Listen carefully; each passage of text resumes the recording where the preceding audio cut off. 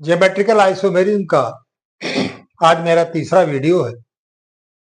पहले वीडियो में मैंने ब्यूटेन 1 ब्यूटेन 2 का बताया था सिस्ट्रांस। दूसरे वीडियो में मैंने एलिसाइक्लिक का बताया था कि किस तरह से एलिसाइक्लिक में सिस और ट्रांस ये शो करता है। स्टार्टिंग वीडियो में ही बताया गया था कि जब डबल बॉन्ड हो तो फ्री रोटेशन नहीं होगा अराउंड द कार्बन, और अगर सिग्मा बॉन्ड सिंगल बॉन्ड से कार्बन कार्बन जुड़ा हुआ है तो फ्री रोटेशन होगा, और जब फ्री रोटेशन होगा तो वह शो नहीं करेगा ज्योमेट्रिकल आइसोमेरिज्म, क्योंकि ज्योमेट्रिकल आइसोमेरिज्म में जो लिंकिंग ग्रुप और एटम्स हैं उनका same side, across side, opposite side, जिसके कारण उनको सिस और ट्रांस आपने कहा है। तो इसका जो पहला वीडियो था इंट्रोडक्टरी वीडियो, उसमें जब मैंने लिया था तो उसमें आपको बताया था कि उसकी डेफिनेशन क्या है, और सारे ज्योमेट्रिकल आइसोमेरिज्म में हम डेफिनेशन ले करके चल रहे हैं कि एक बार फिर डेफिनेशन को मैं पढ़ दे रहा हूं, आप मिला लीजिए, जूम करके आप हमारे इन नोट्स को देख लिया करिए। पहली डेफिनेशन मैंने लिखा है, such isomers which have the same structural formula but differ in the relative spatial arrangement of atom or group around the double bond. These isomers are geometrical isomer and the phenomenon is geometrical isomerism. दूसरी definition मैंने थोड़ा detail में लिखा है कि when two carbon are linked together by single bond or sigma bond, free rotation is possible. There is no chance of geometrical isomerism, but when two carbon linked with double bond, free rotation hindered, and that shows geometrical isomerism, that shows stereoisomer, and the phenomenon is stereoisomerism. तो इन दोनों definition को आप देख लें। पहले video में मैंने आपको ओपन चेन कंपाउंड का बताया, ब्यूटेन 1 ब्यूटेन 2 का, सिस और ट्रांस का, कि किस तरह से वो सिस पोजीशन में आता है, किस तरह से उसमें आपने देखा था कि CH3 जो लिंकिंग ग्रुप है, CH3 if on same side that is cis butene, and CH3 and H on the same side that is a cross, that is on opposite side, CH3 CH3 that is on opposite side, and that will be trans isomer. Second video में मैंने बताया था आपको कि cyclic compound को लिया था मैंने, 3 एग्जाम्पल मैंने दिए थे और उसमें भी मैंने आपको डिस्क्राइब किया था अच्छी तरह से। आज हम तीसरा चांस लेते हैं, तीसरी कंडीशन लेते हैं, geometrical isomer due to cyanide group, due to cyanide माने carbon is attached with nitrogen, carbon is attached with nitrogen, ये किया। This type of isomer is shown in aldoxime, ketoxime और फेनिल हाइड्रोजीन। इन compounds में इस प्रकार का isomer, geometrical isomer show होगा।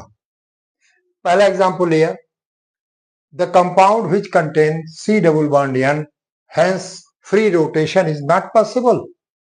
अगर कंपाउंड में कार्बन और नाइट्रोजन के बीच में डबल बॉन्ड है तो आपको पहले ही दिन बताया गया था कि free rotation that is not possible, free rotation that is not possible. तो पहला एग्जांपल मैंने लिया ऑक्सिम का, C6H5CH डबल बॉन्ड NaOH। यहां पर देखें आप, कार्बन नाइट्रोजन के बीच में डबल बॉन्ड है, कार्बन के लेफ्ट साइड में फेनिल ग्रुप है, राइट साइड में हाइड्रोजन है, नाइट्रोजन के राइट साइड में हाइड्रोक्सिल ग्रुप है, इसको कहेंगे syn benzaldoxime, that is the first type of isomer and melting point of this sin benzyl doxib is 34 degree Celsius.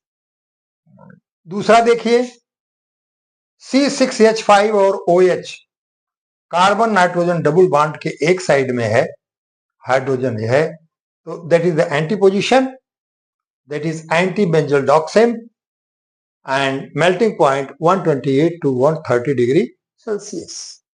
हमने आपको बताया कि आइसोमर में प्रॉपर्टीज चेंज हो जाती है, आइसोमर में प्रॉपर्टीज जो हैं ये चेंज हो जाती है।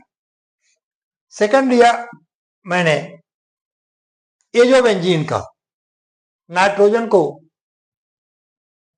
ग्रीक में एजाइड कहते हैं, in this case N double bond N, that is the azobenzene, azobenzene, ठीक है। यहां मैंने लिया C6H5 and double bond N C6H5. In this case, two phenyl group and both phenyl group are on one side, left side, on other side, that is the syn position. That is the syn position. And in this case, C6H5, C6H5, that lies across, that is the anti-azobenzene. ये तो मैंने जितने भी type के आपके stereo isomer, geometrical isomer show करते थे उतना मैंने आपको बता दिया।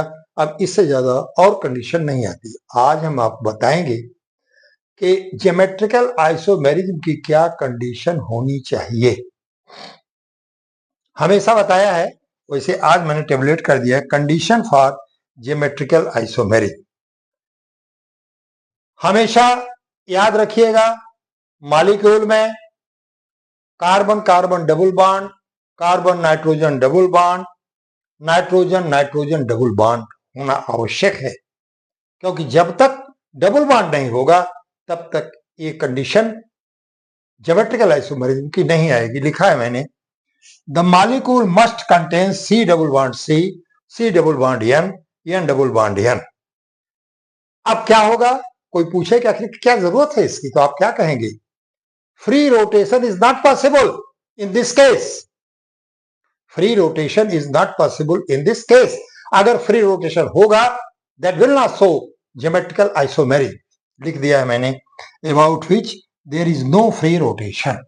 ये पहली कंडीशन है कि इस पहली कंडीशन में आपका ज्योमेट्रिकल आइसोमेरिज्म आएगा।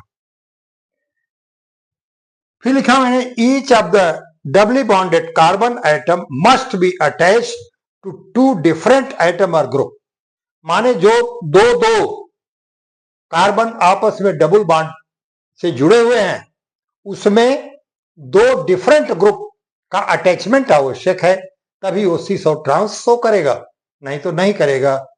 जैसे CH3H था, COOH COOH H और H था।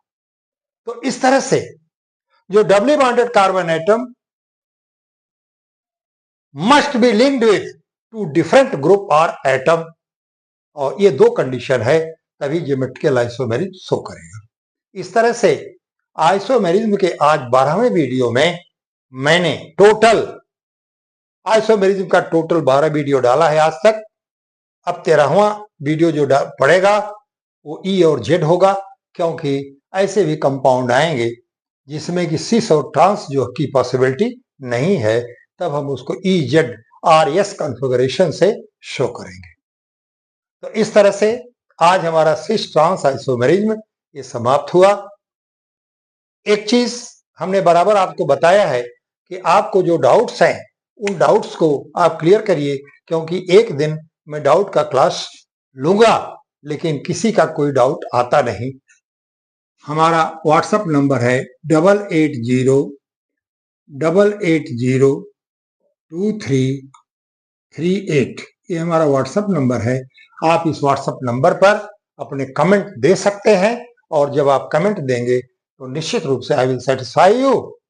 इन बायोलॉजी और केमिस्ट्री। आज लगभग 220 वीडियो हो रहे हैं हमारे बायो के और केमिस्ट्री के, टोटल सीबीएसई और टोटल फॉर नीट प्रिपरेशन। इस तरह से आपको अपनी योग्यता को निखारना है, क्योंकि अगर आप योग्य बनेंगे तो निश्चित रूप से आपके पीछे सारी दुनिया रहेगी। आज आप देख रहे हैं कि योग्य लोग मिसाइल बना रहे हैं, योग्य लोग एटम बम बना रहे हैं, योग्य लोग सब कुछ कर रहे हैं, यो लोग हेरिडिटी पर जा रहे हैं, बायोटेक्नोलॉजी पर जा रहे हैं। तो you have to maintain your talent. आपको अपने टैलेंट को मेंटेन करना है। जब तक आप अपने टैलेंट को नहीं मेंटेन करेंगे तब तक आपको कुछ नहीं होगा, क्योंकि एनईपी जो आई है, यह एनईपी, इसमें स्टूडेंट के पास नॉलेज नहीं हो पा रहा है, और जब स्टूडेंट के पास नॉलेज नहीं होगा तो स्टूडेंट को नॉट क्वालिफाई, कतई वो क्वालिफाई नहीं कर पाएगा। आप नीट में जो लोग फेल्योर होते हैं, क्योंकि वो डिटेल स्टडी नहीं करते। 9, 10th, 11th, 12th की एनसीईआरटी अगर उसका डीप नॉलेज आपको है तो आप जो है कोई सक्सेस से दूर नहीं होगा। इसलिए आप ये जानते हैं कि 180 क्वेश्चन में 90 क्वेश्चन बायो के होते हैं, 45 केमिस्ट्री के होते हैं, 45 फिजिक्स के होते हैं। तो आज इस वीडियो को यहीं मैं समाप्त करता हूं। अपना ध्यान रखिए, पढ़ाई में ध्यान रखिए, गर्मी पड़ रही है, अपने को आप सुरक्षित रखिए। बहुत बहुत धन्यवाद।